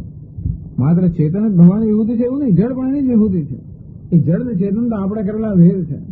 આપણા વ્યવહાર માટે કરેલા ભેદ જળ અને ચેતન છે. મેં કહ્યું ને કે જ્યાં સૂક્ષ્મ શરીર છે એને આપણે ચેતન કહીએ, જ્યાં સૂક્ષ્મ શરીર ન હોય, આપણું જળ હોય, તો ખરેખર તો એક જ ચેતન સર્વત્ર વ્યાપ્ત છે. અંદરથી આ જળ અને ચેતન બધું શું છે? ભગવાનની વિભૂતિ. તો વસ્તુ શું? તો વિભૂતિ છે શું? તો આપની જે વિભૂતિ હોય આવા પદાર્થોમાં આપનું જે મહાત્મ્ય વિશેષ કરીને પ્રગટ થયું હોય. આમ તો આ જગત આખું એનું મહાત્મ્ય જ છે, તો ભગવાન એ જગતમાં આપણે જોઈ શકો એવું છે નહીં. અંતે જે મોટી મોટી વસ્તુ અમને પેલા એક જણા પૂછ્યું ડોશીમાને કે મારા સમજ પડે તો મોટું મોટું સમજાય,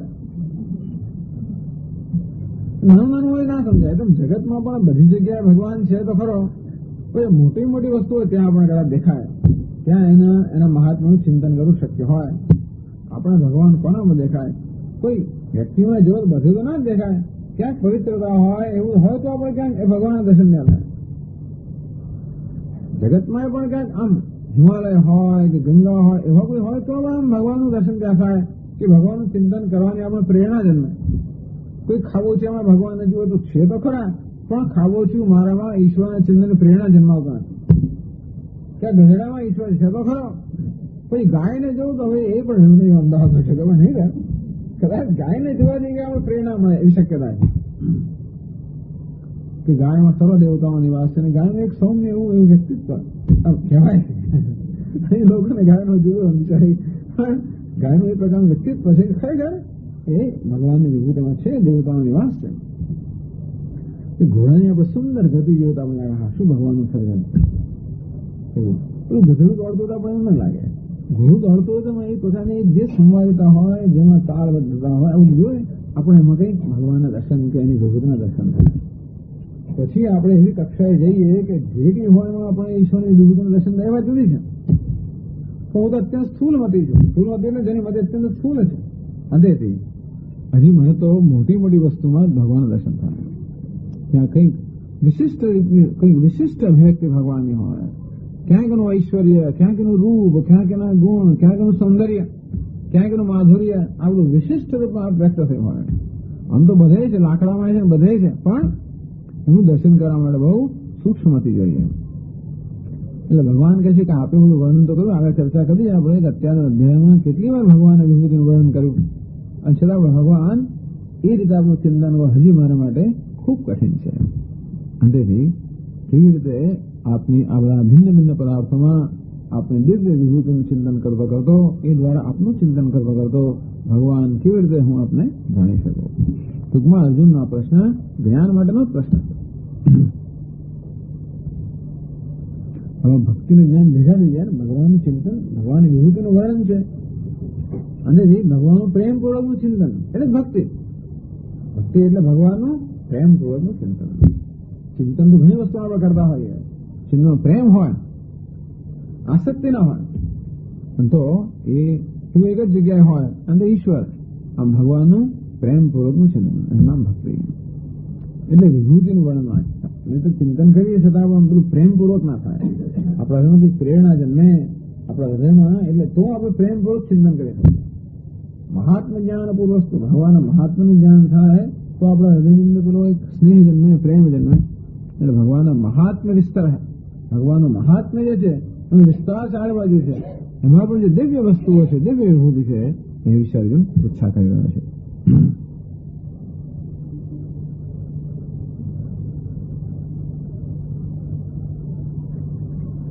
એનો ઉપસંહાર કહે છે 18મા શ્લોકમાં, વિસ્તરેણાત્મનો યોગમ વિભૂતિમ ચ જનાર્દન ભૂયઃ કથય તૃપ્તિર્હિ શૃણ્વતો નાસ્તિ મે મૃતમ.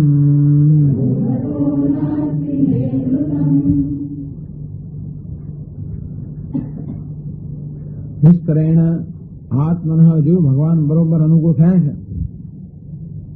પ્રવચન કરવા માટે, એટલે અર્જુન બરોબર પોતાની ઈચ્છા પૂરેપૂરી વ્યક્ત કરે. વિસ્તરે ભગવાન વિસ્તારથી કહે છે.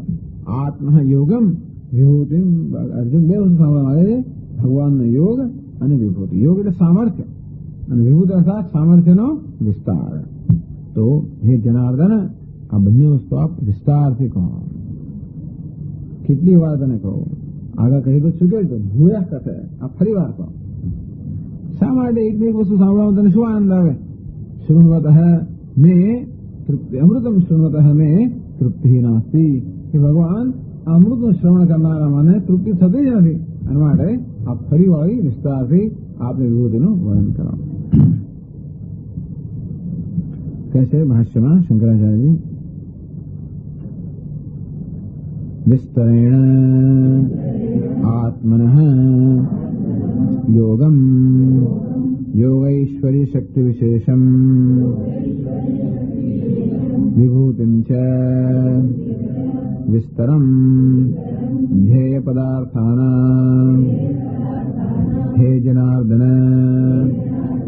अर्दते गति कर्मणः रूपम असुराणां देव प्रतिपक्षभूतानां जनानां नरकादिगमे कृत्वा जनार्दनः अभ्युदय निःश्रेयस पुरुषार्थ प्रयोजनम् सर्वैः जनैः याच्यते इति वा।